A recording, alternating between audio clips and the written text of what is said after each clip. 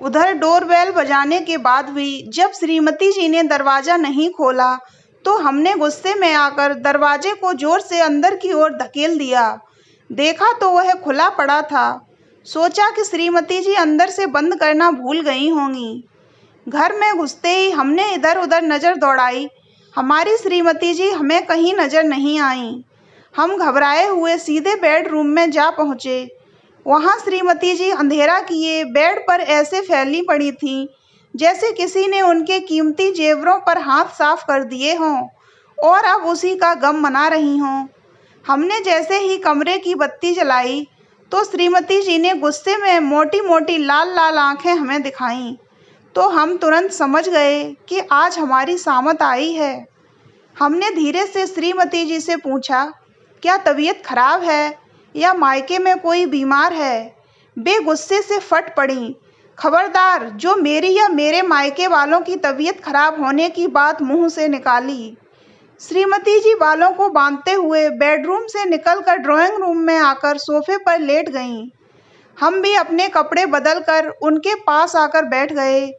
फिर उनके शब्दों के बाणों की बौछारें शुरू हो गईं। शादी को अभी साल भर भी नहीं हुआ है और तुमने मुझे इस फ्लैट की चार दीवारी में कैद कर दिया है। तुम न तो मुझे कभी फिल्म दिखाने ले जाते हो, न कहीं घुमाते हो और न ही किसी अच्छे से रेस्टोरेंट में खाना खिलाते हो। आज तो तुमको मुझे कहीं न कहीं घुमाने ले जाना पड़ेगा और मेरे नाज नखरों को भी उठाना पड़ेगा, वरना मैं मायके चली जाऊंगी और फिर कभी वापस नहीं आऊंगी।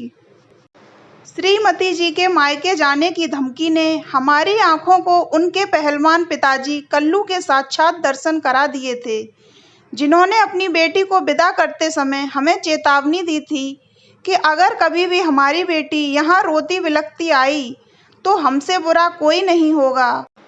हमारी बेटी राधिका को परेशान करने के एवज में तुम्हें हमारे बेटे भूरा से गांव के वार्षिक दंगल में लड़ना होगा।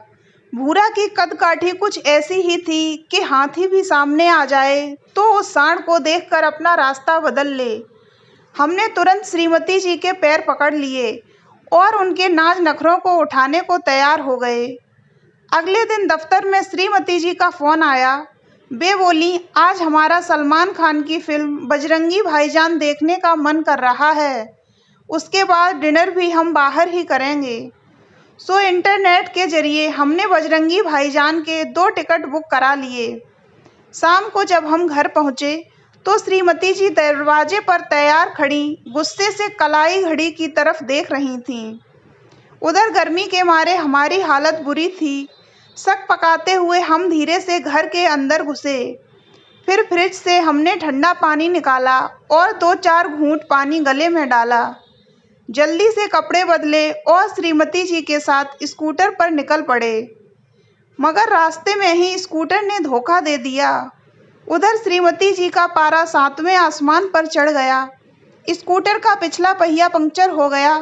हमने श्रीमती जी के तमतमाए चेहरे की तरफ देखा और फिर घड़ी में समय देखा तो शाम के 7 बज चुके थे। 1 घंटे का शो पहले ही निकल चुका था। जब तक हम पंचर लगवाकर सिनेमा घर तक पहुंचे तब तक रात के 9 बज चुके थे। लोग सिनेमा घर से बाहर निकल रहे थे। अब हमारा दिल डर के मारे बुरी तरह धड़क रहा था। हमने श्रीमती जी को समझाया, कल हम तुम्हें मॉर्निंग शो में फिल्म बजरंगी भाईजान दिखा लाएंगे। इसके एवज में हम कल ड्यूटी पर भी नहीं जाएंगे। यह सुनकर श्रीमती जी के चेहरे पर गुस्से की लकीरें थोड़ी कम होने लगी थीं। फिर वहीं सिनेमा हॉल के पास में ही एक अच्छे से रेस्टोरेंट में हम श्रीमती जी को ले गए। वहां हम दोनों ने लजीज खाने का लुत्फ उठाया, पर जब पैसे देने का समय आया तो हमारी जेब से पर्स गायब था। हमने रेस्टोरेंट के मालिक को बहुत समझाया। आखिरकार हमें अपना स्कूटर उनके पास बतौर गिरवी छोड़ना पड़ा और पैदल ही घर जाना पड़ा। अभी हमारी मुसीबत कम नहीं हुई थी, क्योंकि सुनसान सड़क पर चलती हुई हमारी श्रीमती जी सोने के जेवरों से दमक रही थीं। जब हमने उन्हें समझाया कि पल्लू से अपने गहनों को ढक लो, तो वे अकड़ते हुए बोली, मैं कल्लू पहलवान की बेटी हूँ, चोर उचक्कों से डर तुम जैसे शहरियों को लगता होगा। मैं तो एक धोबी पछाड़ दाव में अच्छे अच्छों को पटक दूंगी और अपनी हिफाजत मैं खुद ही कर लूंगी। श्रीमती जी की बहादुरी से हमारे हौसले भी अब बढ़ चुके थे कि तभी वही हो गया जिसका हमें डर था। दो लुटेरों ने हमें धर दबोचा। चाकू पिस्तौल देख हमारी हालत पतली हुई जा रही थी। तभी एक लुटेरा हमारी श्रीमती जी के गहनों पर झपट पड़ा।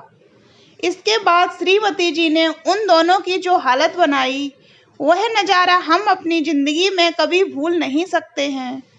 कुछ ही देर में पुलिस की एक गाड़ी वहां आ पहुंची। उन दोनों इनामी बदमाशों को पकड़वाने के एवज में श्रीमती जी को 50,000 रुपए का चेक बतौर इनाम दिया गया। हमने उन रुपयों से एक सेकंड हैंड कार खरीद ली है। अब तो हर शाम श्रीमती जी के साथ हम कार में घूमने जाते हैं और इस बात की उम्मीद करते हैं कि दोबारा किसी लुटेरे गैंग से हमारी श्रीमती जी की भिड़ंत हो जाए और उसे पकड़वाने के एवज में इनाम के तौर पर फिर कोई चेक मिल जाए। तो दोस्तों, अगर आपको ये कहानी अच्छी लगी हो तो वीडियो को लाइक करें और ऐसी ही अन्य कहानियाँ सुनने के लिए हमारे चैनल को सब्सक्राइब अवश्य करें।